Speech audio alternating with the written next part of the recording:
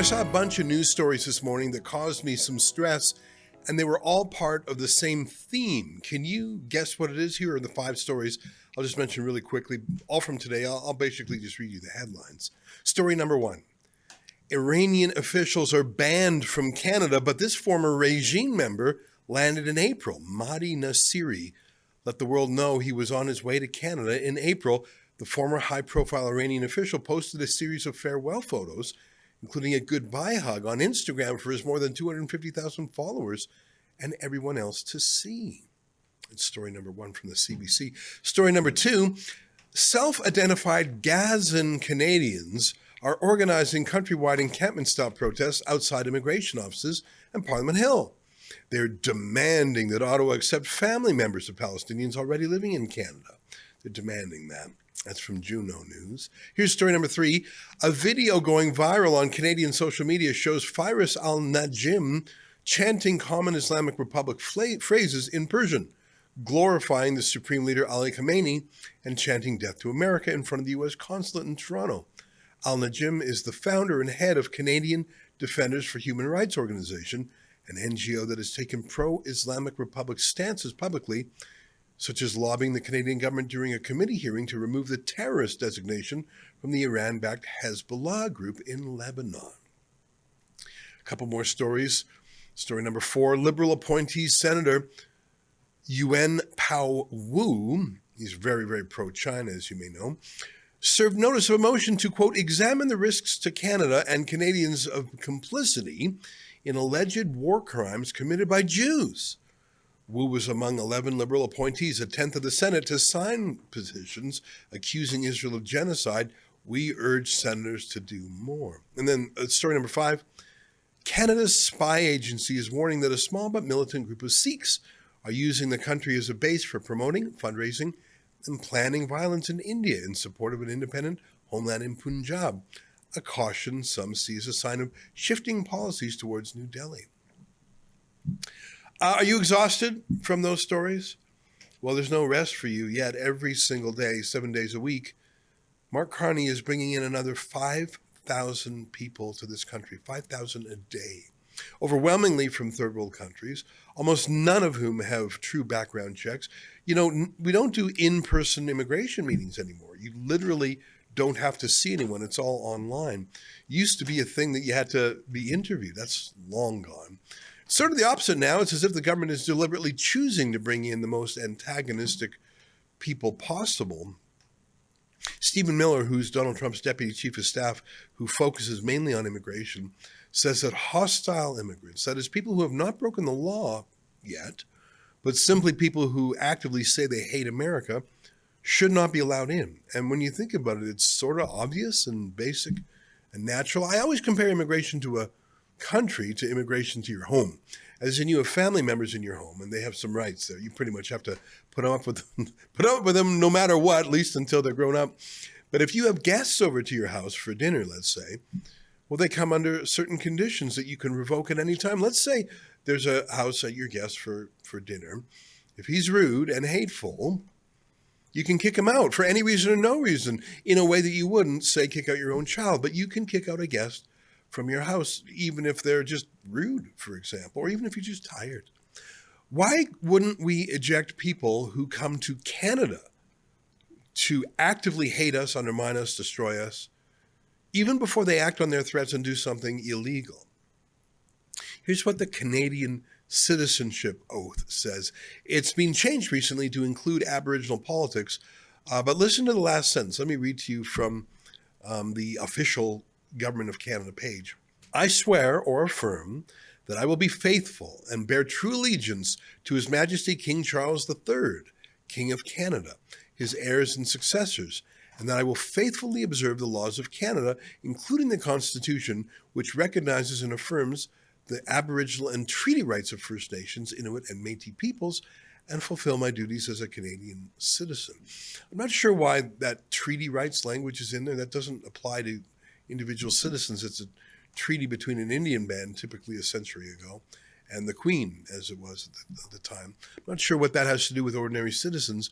But look at that last line, fulfill my duties as a Canadian citizen. Hey, before I forget, do you remember when David Menzies went to an Al-Quds Day, that's the anti-Semitic Iranian rally they have every year, and he met someone who said, I didn't say the oath out loud, and you didn't make me. I tricked you.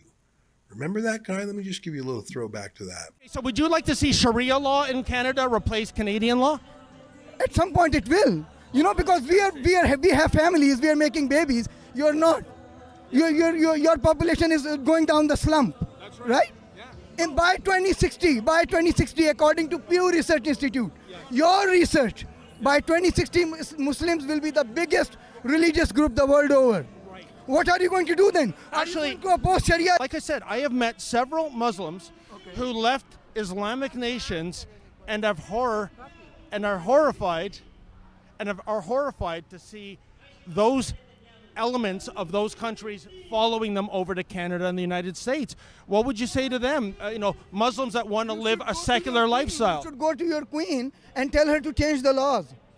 Change the laws to what, sir? To Sharia law? No, change the laws to not allow any more Muslims to come to Canada. Like if you are bothered by Muslims, because we owe our allegiance and our loyalty first and foremost to our religion, not to the queen. To be honest, when I went for my so-called oath, I was silent. I didn't say anything. It was your responsibility to make sure you got it out of me. So when I didn't say anything, I'm not liable to any. Yeah. So don't you think we should find that guy who boasted that he didn't say the oath and kick him out? Like, wouldn't you? But those duties that you have to swear to fulfill, what are those duties? Does anyone ever tell what those duties are to migrants or to the rest of us? So new citizens are swearing to do those duties, but if those new immigrants don't know what those duties are, is it a meaningful promise? What are those duties? To obey the law, probably. To pay your taxes, probably. Don't steal, don't cheat your way into the country, don't lie that you're a refugee when you clearly are not. I don't know. Maybe we should list them. They don't have to be legal duties. They could be just civic duties. Do your civic duties. Things that aren't required by law that make you a good citizen, contributing in some way to the broader society, learning about Canada, our history and culture, and respect it and assimilate to it. And I don't know, respect Remembrance Day and the moment of silence, wear a poppy.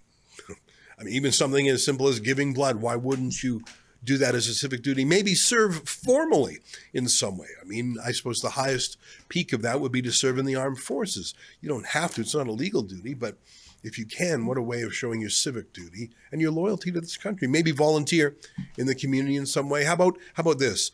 Don't bring your quarrels from your home country here, which is the unifying thread of those 5 stories I mentioned earlier. I bet you $1 most people don't even know that the loyalty oath contains a promise to fulfill any duties, and I bet you another $1 that few people could name those duties. And I put it to you that Canada is being replaced. Our history, our culture, our language, our values, and lastly, our people. And no, that's not a conspiracy theory. That is a United Nations document that you can find by searching on Google in about 30 seconds. It's why Zoran Mamdani is likely to be the next mayor of New York, just like Olivia Chow is the mayor of Toronto. And it's why Canada's streets sometimes look like Gaza's streets, and our news is full of quarrels and violence.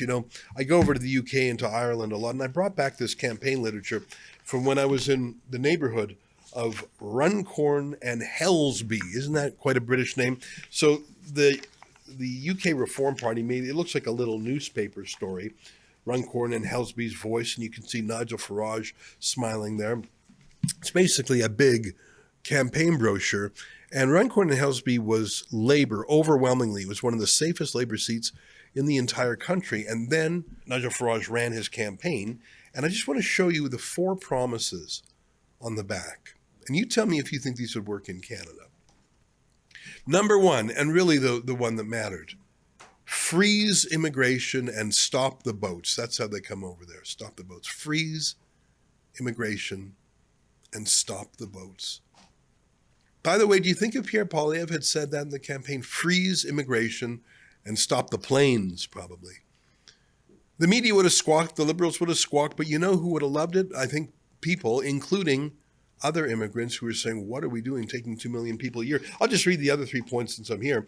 Reverse labor's winter fuel cuts, scrap net zero to cut your energy bills, reward work and cut your taxes. Sort of boilerplate. I like the scrap net zero. It would be their version of saying scrap the carbon tax. But that first one, freeze immigration and stop the boats. Literally in the last 24 hours, Nigel Farage's upstart Reform UK has won 2 local councils.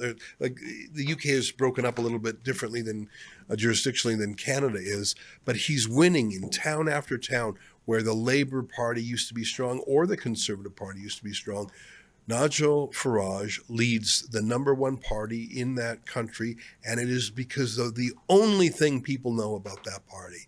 He's going to stop immigration, and he's getting bolder and bolder. And I put it to you that, first of all, had Pierre Poilievre said, freeze immigration and stop the planes, and second of all, if he does that in the future, that way he will win. Until then, well, the mushier he is on this subject, the mushier I think his support will be.